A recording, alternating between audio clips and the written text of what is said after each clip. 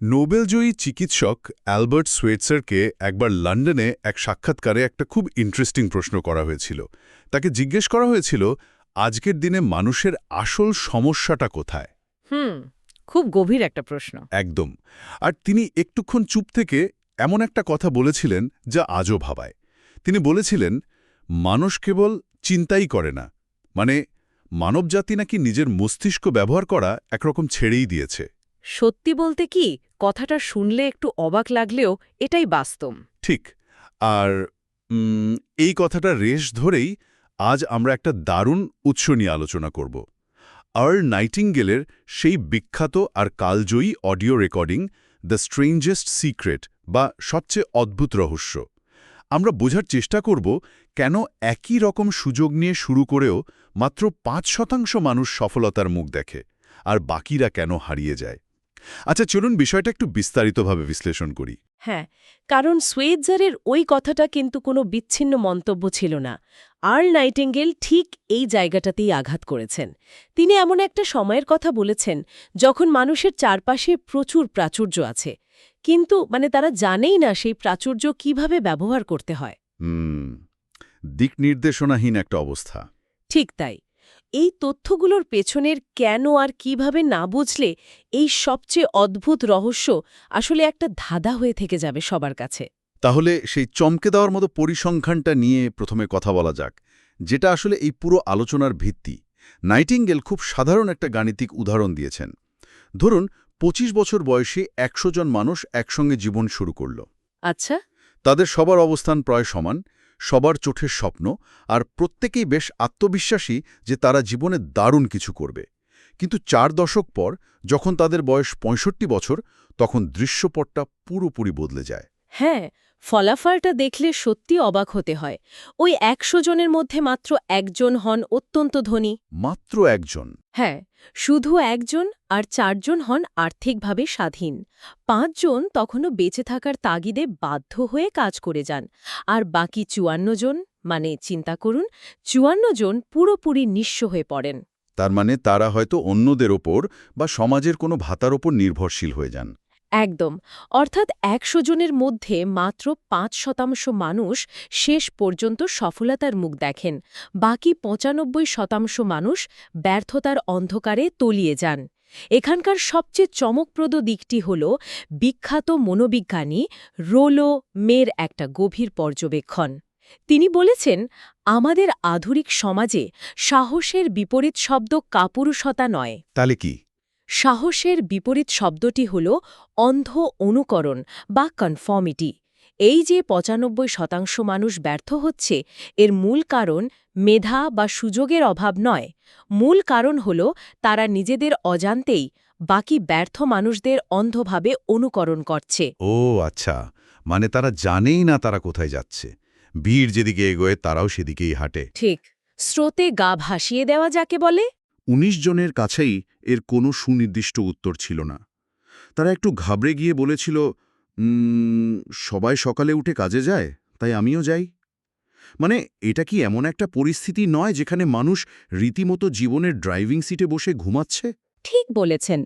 মানুষ ধরে নেয় যে তাদের জীবন বাইরের কোনো শক্তি বা পরিস্থিতি বা সমাজ দ্বারা নিয়ন্ত্রিত হচ্ছে। নিজেদের জীবনের নিয়ন্ত্রণ নিজেদের হাতে নেওয়ার বিষয়টা তাদের কাছে ভীতিকর মনে হয়। হয়তো দায়িত্ব নিলে ব্যর্থতার দায়ও নিজের কাঁধেই পড়বে এই ভয়ে। একদম তাই। এই অন্ধ অনুকরণের সংস্কৃতি থেকে বেরোতে হলে সবার আগে সাফল্য শব্দটার অর্থ নতুন করে বুঝতে হবে। নাইটিঙ্গেল সাফল্যের যে সংজ্ঞা দিয়েছেন, সেটা কিন্তু আমাদের প্রথাগত ধারণাকে পুরোপুরি ভেঙে দেয়। হ্যাঁ, তিনি বলেছেন, সাফল্য হল একটি পূর্বনির্ধারিত ও মূল্যবান আদর্শের ধারাবাহিক বাস্তবায়ন। রাইট। এর সংজ্ঞাটা শুনলে মনে হয় সাফল্য মানেই শুধু ব্যাংক ব্যালেন্স বা ক্ষমতা নয়। যদি ৯৫% মানুষ ব্যর্থ হয়, তার মানে আমরা সাফল্যের মাপকাঠিটাই হয়তো ভুলভাবে সেট করে রেখেছি। আপনি যদি সংজ্ঞাটির দিকে গভীরভাবে তাকান, দেখবেন এখানে মূল শর্ত হল পূর্বনির্ধারণ বা আগে থেকে ঠিক করে রাখা। একজন স্কুল শিক্ষিকা পুরোপুরি সফল যদি তুমি নিজে সচেতনভাবে ঠিক করে থাকেন যে তিনি শিক্ষকতাই করতে চান এবং বাচ্চাদের পড়াতে ভালোবাসেন। মানে নিজের ইচ্ছায় বেছে নেওয়া। হ্যাঁ, একজন নারীও সফল যদি তিনি নিজের ইচ্ছায় সংসার সামলানোর দায়িত্ব বেছে নিয়ে থাকেন। একজন গ্যাস স্টেশনের মালিকও সফল যদি সেটাই তার পূর্বনির্ধারিত লক্ষ্য হয়। সাফল্য মানে কোনো নির্দিষ্ট পেশা নয়, বরং জেনে বুঝে নিজের গন্তব্য ঠিক করা। কিন্তু সমস্যা হলো অধিকাংশ মানুষের তো জীবনে কোনো সুনির্দিষ্ট গন্তব্যই নেই। আর সেটাই তাদের ব্যর্থতার সমীকরণ।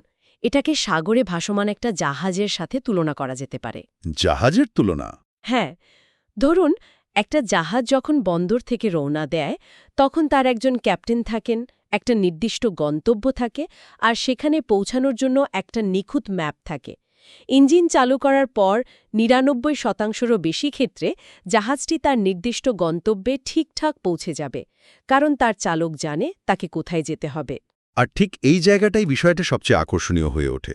কারণ যদি আমরা এমন একটা জাহাজের কথা ভাবি যেটাতে কোনো ক্যাপ্টেন নেই, কোনো গন্তব্য নেই, কোনো ম্যাপও নেই, শুধু ইঞ্জিন চালু করে জাহাজটাকে মাঝ দড়িয়ে ছেড়ে দেওয়া হলো, তাহলে কি হবে? ইঞ্জিন যতই শক্তিশালী হোক না কেন, গন্তব্যহীন জাহাজ হয়তো বন্দর ছাড়বেই না। আর যদি ছাড়েও, ঢেউয়ের তোড়ে ভাসতে ভাসতে কোনো এক জনমানবহীন তীরে গিয়ে আছড়ে পড়বে, অথবা মাঝসাগরের ডুবে ধ্বংস হয়ে যাবে। মানুষের জীবনও তো এই জাহাজের চেয়ে আলাদা কিছু নয়। ঠিক, সুনির্দিষ্ট লক্ষ্য ছাড়া শুধু পরিশ্রম করে গেলে আমরা কেবল ভাসতেই থাকব, কোথাও পৌঁছাতে পারব না। এখানে একটা ব্যাপার আমার কাছে খুব ইন্টারেস্টিং মনে হচ্ছে।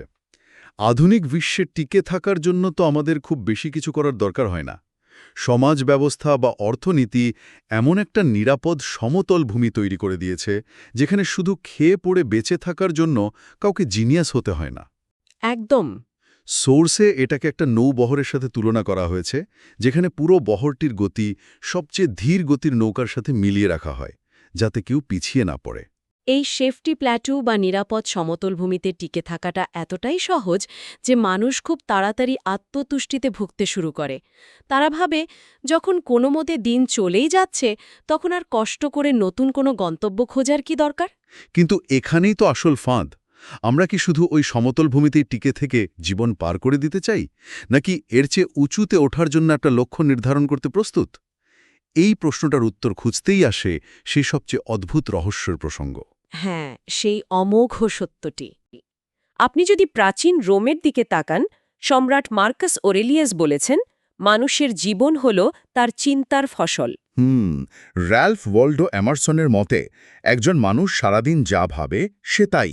আর উইলিয়াম জেমস তো আরও এক ধাপ এগিয়ে বলেছেন, মানুষের মানসিক দৃষ্টিভঙ্গি বদলালে তার জীবনও বদলে যায়। একটু থামাই আপনাকে। এই যে আমরা যা ভাবি আমরা তাই হয়ে উঠি, এ কথাটা শুনলে কিন্তু কিছুটা জাদুকরি বা ম্যাজিক্যাল থিঙ্কিং মনে হতে পারে। কেউ যদি সারাদিন সোফায় বসে শুধু ভাবে যে সে কোটিপতি হয়ে যাবে, সে তো আর জাদুর মতো ধনী হয়ে যাবে না। হ্যাঁ, এটা একটা সাধারণ ভুল ধারণা। তাই যদি চিন্তার ক্ষমতা এতই প্রবল হয়, তাহলে মানুষ কেন এর সঠিক ব্যবহার করে না? ম্যাজিক্যাল থিঙ্কিং মনে হওয়াটা খুব স্বাভাবিক। তবে বিষয়টা জাদুর মতো কাজ করে না, বরং এটা কাজ করে প্রকৃতির নিয়মে। মানুষের মনকে একটা উর্বর কৃষিজমির সাথে তুলনা করলে বিষয়টা খুব পরিষ্কার হবে। আচ্ছা, কিভাবে? জমি হলো এমন একটা জায়গা যা কখনোই পরোয়া করে না যে কৃষক সেখানে কি বীজ বুনছে। জমির কাজ হলো শুধু বীজটাকে বড় করে তোলা। আপনি যদি সেখানে ভুট্টার বীজ বোনেন, সে আপনাকে ভুট্টা দেবে। আর যদি সেখানে নাইটশেড বা কোনো মারাত্মক বিষাক্ত গাছের বীজ বোনা হয়? তাহলেও জমি কোনো বিচার বিশ্লেষণ করবে না। জমি ওই বিষাক্ত গাছটিকেই সমান যত্নে ও পুষ্টি দিয়ে বড় করে তুলবে। সে ভুট্টা এবং বিষাক্ত নাইটশেড দুটোকেই সমানভাবে ফিরিয়ে দেবে। মানে মন কোনো ফিল্টার করে না? একদমই না। মানুষের মনও ঠিক এই জমির মতোই। অবচেতন মন পরোয়া করে না আমরা সেখানে সাফল্যের ও সম্ভাবনার বীজ বুনছি নাকি ভয়ের, দুশ্চিন্তার আর হতাশার বীজ বুনছি। আমরা যা রোপণ করব, মন ঠিক সেটাই বাস্তব রূপ দিয়ে আমাদের জীবনে ফিরিয়ে আনবে। বাহ, এই উপমাটা সত্যি ভয়ঙ্কর। তার মানে যদি আমরা সারাক্ষণ ভয় পাই যে আমরা ব্যর্থ হব, আমাদের অবচেতন মন সেই ভয়ের বীজটাকেই সযত্নে লালন করে বাস্তবে পরিণত করবে। হ্যাঁ, সেটাই ঘটবে। কিন্তু মানুষ কেন নিজের মনের এই বিপুল ক্ষমতাটাকে এত অবহেলা করে? এর একটা বড় মনস্তাত্ত্বিক কারণ হল মন, বুদ্ধি, আমাদের শরীর, আমাদের স্বপ্ন, এগুলো আমরা জন্মসূত্রে একেবারে বিনামূল্যে পেয়েছি। মানুষের স্বভাব হল যে জিনিসের জন্য তাকে কোনো মূল্য চোকাতে হয় না, সে তার কদর করে না। খুব সত্যি কথা। অথচ একটা বাড়ি বা গাড়ি যা টাকা দিয়ে কেনা যায় এবং হারিয়ে গেলে আবার কেনাও সম্ভব, সেটা নিয়ে মানুষ সারা জীবন দুশ্চিন্তা করে। আমরা আমাদের মনের ক্ষমতার মাত্র সামান্য একটা অংশ ব্যবহার করি। সোর্সে একটা দারুণ ছবি আঁকা হয়েছে এই ক্ষমতা বোঝানোর জন্য। ধরুন রাস্তায় ২০ টন মাটি বহনকারী বিশাল একটা আর্থ মুভিং মেশিন চলছে। এত বড় একটা দানবীয় ইঞ্জিন, আর তার ওপরে ছোট্ট একটা ক্যাবিনে বসে একজন সাধারণ মানুষ স্টিয়ারিং হুইলটা ধরে পুরো মেশিনটাকে নিয়ন্ত্রণ করছে। আমাদের মন হলো ওই বিশালাকার ইঞ্জিন সম্পন্ন মেশিন, আর আমরা হলাম তার চালক। এখন চিন্তা করুন, চালক যদি স্টিয়ারিং হুইল ছেড়ে দিয়ে ঘুমিয়ে পারে, তাহলে কি হবে? ভয়াবহ দুর্ঘটনা ঘটবে। ঠিক, ওই শক্তিশালী মেশিনটি কোনো খাদে পড়ে ধ্বংস হয়ে যাবে। এই স্টিয়ারিং হুইল নিয়ন্ত্রণ করার অর্থই হল নিজের চিন্তাকে নিয়ন্ত্রণ করা। যে নিয়মটা মানুষকে সাফল্যের চূড়ায় নিয়ে যেতে পারে, ঠিক একই নিয়ম মানুষকে ধ্বংসের অতল গহ্বরেও ফেলে দিতে পারে। এটা একটা দুই দিকে ধারালো তলোয়ারের মতো। কিন্তু এই মানসিক বীজ রোপণ করা বা চিন্তার পরিবর্তন করা, এগুলো কিভাবে মানুষের ব্যাংক অ্যাকাউন্টে প্রভাব ফেলে? বেশিরভাগ মানুষের তো ধারণা টাকা উপার্জন করতে পারলেই বুঝি মানুষ সফল হয়, টাকা থাকলে সব হয়ে যায়। চিন্তার সাথে এখানে উপার্জনের সম্পর্কটা কি? আমরা যদি এটিকে বৃহত্তর প্রেক্ষাপটের সাথে যুক্ত করি, তাহলে দেখব এখানেই মানুষ সবচেয়ে বড় ভুলটা করে। মানুষ মনে করে আগে টাকা আসবে, তারপর সে সফল হবে। কিন্তু বাস্তবতা হলো, আপনি কোনো মূল্যবান কাজ করার পর বা সাফল্য অর্জন করার পরই কেবল টাকা উপার্জন করতে পারবেন। টাকা হলো সফলতার ফলাফল, কারণ নয়। আমার সেই লোকটির কথা মনে পড়ছে যে কনকনে শীতের দিনে চুলার সামনে হাত গুটিয়ে বসে চুলাকে নির্দেশ দিচ্ছে, আগে আমাকে তাপ দাও, তারপর আমি তোমার ভেতরে কাঠ দেব। হা, এটা একটা চমৎকার উদাহরণ। কাঠ না পোড়ালে যেমন তাপ পাওয়া যায় না, তেমনি মানুষের উপকারে না এলে বা সেবা প্রদান না করলে সমৃদ্ধিও আসে না। আধুনিক অর্থনীতিতে অনেকেই মনে করেন তারা কোনো কিছু না দিয়েই শুধু পেয়ে যাবেন। তাহলে ব্যাপারটা দাঁড়াচ্ছে আর্থিক প্রতিদান সবসময় মানুষের প্রদান করা সেবা বা সার্ভিসের সমানুপাতিক। একজন মানুষ সমাজের জন্য কতটা মূল্যবান কিছু তৈরি করছে, তার উপর ভিত্তি করেই তার কাছে অর্থ আসবে। ঠিক তাই। স্যার আইজ্যাক নিউটনের ক্রিয়া প্রতিক্রিয়া সূত্রের কথা ভাবুন। প্রতিটি ক্রিয়ারই একটি সমান ও বিপরীত প্রতিক্রিয়া আছে। মানব আচরণ এবং অর্থনীতির ক্ষেত্রেও এই সূত্র প্রযোজ্য। কেউ যদি নিজে সমৃদ্ধ হতে চায়, তবে তাকে আগে অন্যের জীবনে মূল্য যোগ করতে হবে, অন্যকে সমৃদ্ধ করতে হবে। মানে শর্টকাট বলে কিছু নেই। একদম নেই। যদি কেউ মনে করে ফাঁকি দিয়ে বা অন্যকে ঠকিয়ে সে সাময়িকভাবে লাভবান হবে, তবে প্রকৃতির নিয়মে একটা সময়ে গিয়ে সে নিজেই ভয়াবহভাবে ঠকবে। এর কোনো ব্যতিক্রম নেই। তার মানে মনের ভেতর যে সাফল্যের বীজ বোনার কথা আমরা বলছিলাম, সেই বীজটা মূলত আমাদের কাজের মাধ্যমে, আমাদের সেবার মাধ্যমে বাস্তবে রূপ নেয়। কিন্তু একজন সাধারণ মানুষ যে হয়তো বছরের পর বছর ধরে হতাশার মধ্যে ডুবে আছে, সে কিভাবে হঠাৎ করে তার এই শক্তিশালী মেশিনের স্টিয়ারিং নিজের হাতে নেবে? এর জন্য সোর্সে একটা অত্যন্ত বাস্তবসম্মত ৩০ দিনের পরীক্ষামূলক পদ্ধতি বা চ্যালেঞ্জের রূপরেখা দেয়া হয়েছে। এটা কোনো এক রাতের ম্যাজিক নয়, এটা একটা নতুন মানসিক অভ্যাস গড়ার লড়াই। তাহলে এই সব কিছুর আসল অর্থ কি দাঁড়ায়? চ্যালেঞ্জটা হলো একটা ছোট কার্ডের এক পাশে নিজের জীবনের সবচেয়ে গুরুত্বপূর্ণ এবং একক একটি লক্ষ্য লিখতে হবে। লক্ষ্যটা আর্থিক, পেশাগত বা পারিবারিক যাই হোক না কেন, তাকে হতে হবে সুনির্দিষ্ট। হ্যাঁ, আর প্রতিদিন সকালে ঘুম থেকে ওঠার পর, দিনে কাজের ফাঁকে এবং রাতে ঘুমানোর আগে কার্ডটি দেখতে হবে। যখনই কার্ডটি দেখা হবে, তখন মনকে এই বার্তা দিতে হবে যে আমি যা ভাবি, আমি তাই হয়ে উঠি। যেহেতু লক্ষ্যটি সারাক্ষণ চোখের সামনে থাকছে, অবচেতন মন সেটাকে বাস্তবে রূপ দেওয়ার জন্য কাজ শুরু করে দেবে।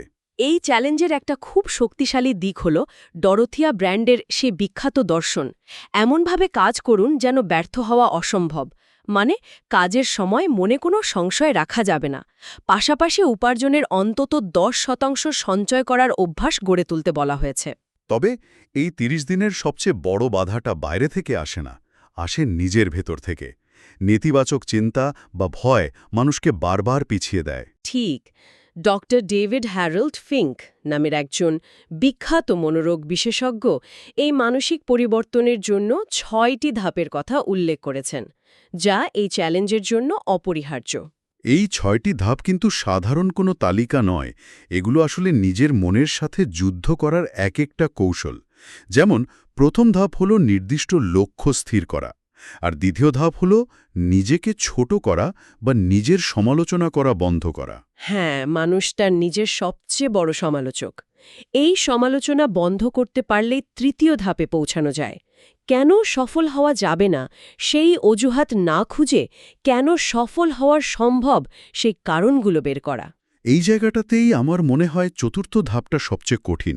সোর্সে বলা হয়েছে নিজের শৈশবের দিকে ফিরে তাকাতে এবং বোঝার চেষ্টা করতে যে ঠিক কোন বয়স থেকে মনে এই নেতিবাচক ধারণা তৈরি হয়েছিল। অনেক সময় তো পরিবার বা শিক্ষকরাই আমাদের মনের জমিতে প্রথম নাইটশেড বা ভয়ের বীজটা বুনে দেন, তাই না? একদম ঠিক বলেছেন। শৈশবের সেই ভয়গুলোই মানুষের সেলফ ইমেজ বা নিজের সম্পর্কে নিজের ধারণাকে সংকুচিত করে দেয়। তাই পঞ্চম ধাপে বলা হয়েছে এই সেলফ ইমেজ বদলাতে হবে। নিজেকে একজন ব্যর্থ মানুষ ভাবার বদলে সেই মানুষটার কথা ভাবতে হবে যে মানুষটা কেউ হতে চায়। আর শেষ ধাপ হলো সেই কাঙ্ক্ষিত সফল মানুষটির মতোই আচরণ করা শুরু করা। ঠিক, এই পুরো প্রক্রিয়াটা শোনা যত সহজ, বাস্তবে করা তার চেয়ে শতগুণ কঠিন। ৩০ দিন ধরে নিজের মনের পুরনো অভ্যাসের বিরুদ্ধে লড়াই করা তো চারটিখানি কথা নয়। এই কারণে এখানে অবিচল থাকা বা পারসিস্টেন্স অত্যন্ত জরুরি। যদি নিজের ওপর বিশ্বাস না থাকে তবে মানুষ খুব সহজেই হাল ছেড়ে দেবে। এই ৩০ দিনে যদি কোনো কারণে নেতিবাচক চিন্তা মনকে গ্রাস করে ফেলে তবে হতাশ হয়ে সব ছেড়ে দেওয়া যাবে না। হ্যাঁ, বরং ঠিক ওই দিন থেকেই আবার নতুন করে ৩০ দিনের চ্যালেঞ্জ শুরু করতে হবে। এটা একটা ক্রমাগত অনুশীলন। তাহলে আজকের এই পুরো আলোচনা থেকে আমরা মূলত ৩টি বড় সিদ্ধান্তে পৌঁছাতে পারি। প্রথমত, আমাদের চিন্তাই আমাদের বাস্তবতা তৈরি করে। আমরা সারা দিন যা ভাবি, অবচেতন মন সেটাকেই সত্য ধরে নিয়ে কাজ করে। হুম। দ্বিতীয়ত, লক্ষ্যহীন জীবন হল সেই ক্যাপ্টেনবিহীন জাহাজের মতো যার ধ্বংস অনিবার্য। আর তৃতীয়ত, সত্যিকারের সমৃদ্ধি আসে কেবল অন্যের জীবনে মূল্য যোগ করার মাধ্যমে। ওই যে চুলায় আগে কাঠ দিতে হবে, তারপর তাপের আশা করতে হবে। খুব নিখুঁতভাবে পুরো বিষয়টি উঠে এসেছে। এই অদ্ভুত রহস্যটি কিন্তু মোটেও কোনো লুক্কায়িত গোপন বিদ্যা নয়। যুগের পর যুগ ধরে জ্ঞানী মানুষেরা এই কথাটাই নানাভাবে বলে এসেছেন। কিন্তু মানুষের একটা প্রবণতা আছে সহজ সত্যকে অবিশ্বাস করার। আর সে কারণেই এটি আজও অনেকের কাছে রহস্য হয়ে রয়ে গেছে।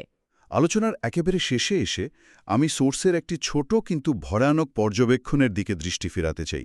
আধুনিক যুগে চিকিৎসা বিজ্ঞানের এত উন্নতি হয়েছে, মানুষের গড়ায়ু বেড়েছে, কিন্তু তবুও বলা হচ্ছে আমরা আসলে এক ধরনের ফেনোবারবিটাল যুগে বাস করছি। ফেনোবারবিটাল মানে স্নায়ুর চাপ বা উদ্বেগ কমানোর ওষুধ। হ্যাঁ, অর্থাৎ সব প্রাচুর্যের মাঝেও এই যুগটা হল আলসার এবং নার্ভাস ব্রেকডাউনের যুগ। এই বৈপরীত্যটা সত্যি ভয়ঙ্কর। মানুষ প্রাকৃতিক নিয়ম না বুঝে, নিজের চিন্তাকে নিয়ন্ত্রণ করতে না পেরে সারাক্ষণ দুশ্চিন্তায় ভুগছে। আর এখানেই আসে সবচেয়ে বড় প্রশ্ন। আধুনিক জীবনের এই প্রচণ্ড মানসিক চাপ, হতাশা আর উদ্বেগ কি তবে প্রমাণ করে যে আমরা সেই বিশাল আর্থ মুভিং মেশিনের স্টিয়ারিং হুইল পুরোপুরি ছেড়ে দিয়েছি? খুব প্রাসঙ্গিক একটা ভাবনা। আমরা কি তবে মনের সেই উর্বর জমিতে নিজেদের অজান্তেই প্রতিদিন কেবল ভয়ের আর দুশ্চিন্তার নাইটশেড বীজ বুনছি আর ভাবছি কেন আমাদের জীবনে বিষাক্ত ফসল ফলছে? যদি তাই হয় তবে আজ থেকে, ঠিক এই মুহূর্ত থেকে নিজের মনের জমিতে প্রথম কোনো সাফল্যের বীজ বপন করা যায়। এই ৩০ দিনের পরীক্ষামূলক পদ্ধতিটি হয়তো সেই প্রথম বীজ বোনারই সেরা সুযোগ।